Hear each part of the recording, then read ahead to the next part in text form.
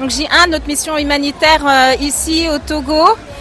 Aujourd'hui, on est dans le centre MATW de Pogane et vraiment, je suis très émue de vous montrer ça parce que c'est le premier centre MATW. C'est par là que tout a commencé il y a 10 ans, en 2016, avec Ali Banat, rahimallah. Donc dans ce centre, c'est non seulement un orphelinat, mais aussi une école, une cantine. Il y a aussi des actions sociales qui sont menées, des distributions, comme vous pouvez le voir derrière moi. Il y a plus de 700 orphelins qui sont pris en charge. Aujourd'hui, là, sur la distribution, on a plus de 1000 personnes. Et voilà, je tiens à vous montrer ça. Il y a la mosquée aussi.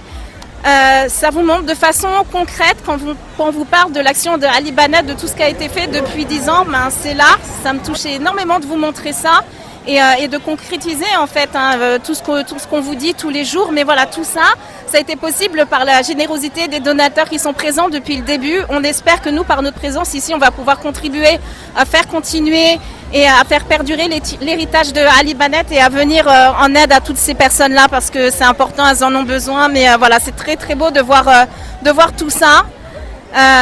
C'est parti de rien, c'est parti de Ali Banat qui a eu une prise de conscience quand on lui a appris qu'il était atteint d'un cancer incurable et qui a eu la générosité de mettre tout le temps qui lui restait, toute la fortune qui lui restait au service des autres. Donc voilà, je suis très heureuse de vous montrer ça, très émue.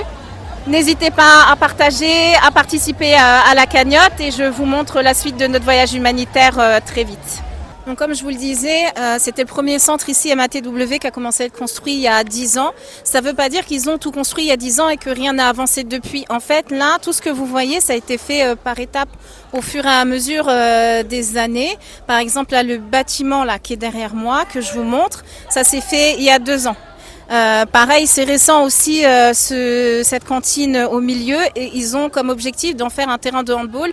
Ils sont en train de voir avec la fédération de handball du pays. Donc voilà, il y a toujours des projets en cours, des projets d'amélioration. C'est magnifique en fait de voir ce qui a été possible de faire sur le long terme en 10 ans, mais de se dire que c'est pas quelque chose qui est figé. C'est quelque chose qui est évolutif. En tout cas, ils essayent de faire avancer ce projet pour venir en aide au mieux à ces orphelins et aussi à la population.